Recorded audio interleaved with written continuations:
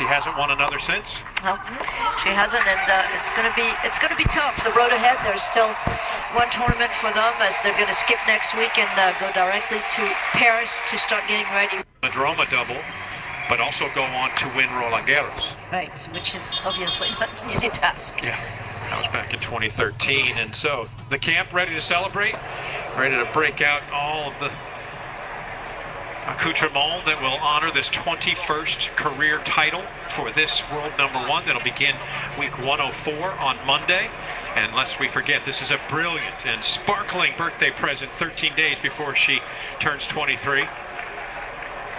Yeah, she's having some early presents, no doubt, between Madrid and here. And yeah, I'm sure the big, I would have the whole tiramisu cake as far as I'm concerned, not a piece.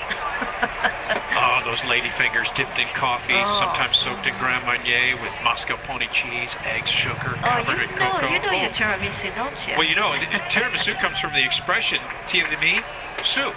Tiramisu. I think Sabalenka needs a few pick-me-up as well, for sure. Back-to-back loss in losses, you know, in those two tournaments. That's tough, but again, she's just playing, you know, the best player on clay, and yeah, it was probably heartbroken last 2 weeks ago in Madrid, but this time just Swiatek way above, you know, the quality of play of Sabalenka today.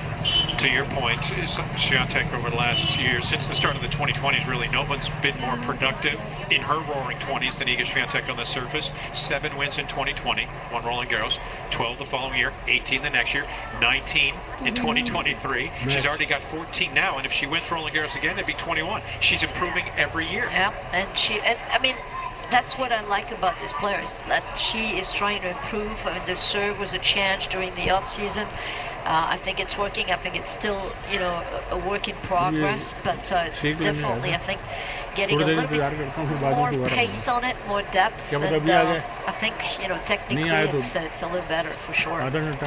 So Swiatek with her tour-leading 36th victory in 2024, and she also now has a 4th title, 4-0 in finals. That puts distance between herself and Elena Rybakina, who has 3, as they were tied coming to this match. But for Iga Swiatek, just the effort, the supreme movement, the mental toughness, it's all there, the full package. The stats, you know, are telling throughout the match. I think that Sabalenka did so much better in the second set, there's no doubt, because those stats, especially on the returner serve. But, you know, 11 winners for Swiatek, +3 in that column. That's magnificent, and not, you know, not even coming to double digits in unforced error category. That is exceptional. And as you mentioned, 0 out of 7 break points. That is heartbreaking time. 5 of them were in the same game, and 28 +10 on the -10, should I say, on the unforced versus winners. Yep, it was definitely a Swiatek day, no doubt.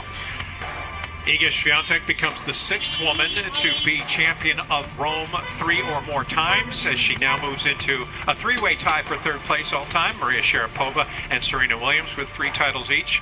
Mentioned the all-time leader, Chris Evert, with 5 to her credit. But perhaps even more amazing is now, since the WTA began the format of WTA 1000 events in 2009, Swiatek only the 3rd woman to win Madrid and Rome back-to-back. She joins Dinara Safina in 2009 and Serena Williams in 2013. Yeah, that's not bad company, I would say. And as we're looking at the race, well, she's way ahead in that race, no doubt, right now, Swiatek. But, you know, it's still very young, but for Swiatek, it would be very a disaster for her if she was not to make it in the top 8 at the end of the year. For Arina Sabalenka, the disappointment once again. This one, though, not the heartbreak of losing 3 championship points, but she got taken out of her rhythm. But, you know, since the Australian